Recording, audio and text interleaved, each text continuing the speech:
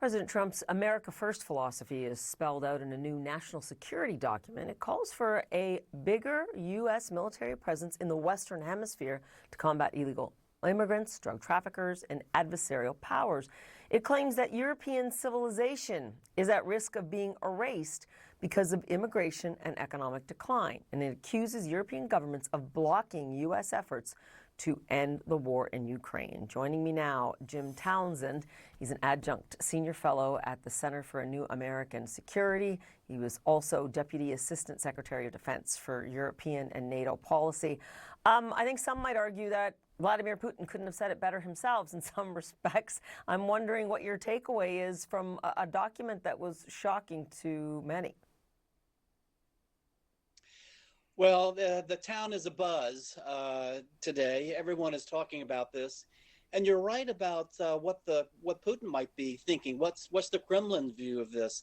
There are some points in there that go right to some of the heartache that the Russians have in Europe.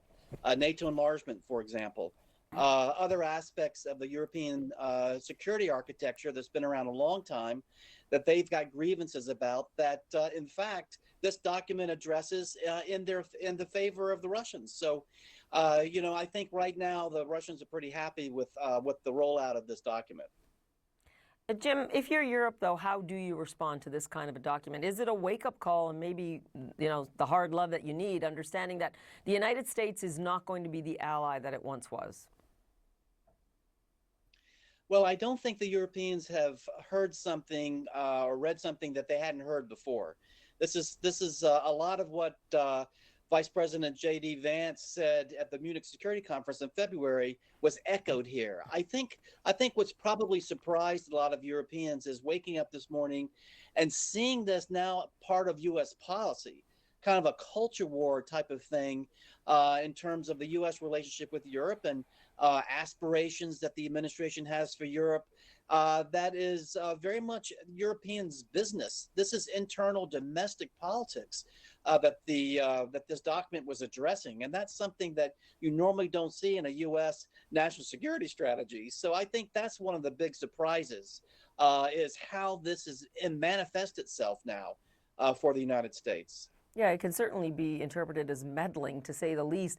But we shouldn't ignore the obvious here, right? I mean, some Europeans will actually applaud this document. I mean, we've seen populism gaining ground for the better part of 2 decades in Europe. Well, that's right. I think there are certainly parties in a lot of European states that are saying he's got our back. He's singing our song. We have been oppressed, and now Trump is trying to open the window for us to have our say. But of course, like you said, this is meddling. This is not something that the U.S. normally does. I think, though, there are some Europeans that will also be happy about this idea of Europe standing on its own feet. That was, word for word in the document.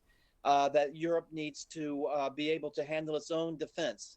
And there's been some subsequent news out where the U.S. is saying that, look, by 2027, we're not going to be the primary defender of Europe. It's going to be the Europeans themselves. And so this certainly gives a plus up to those European heads of state and government who've said Europe has got to be able to break the dependency on the United States and stand on its own feet.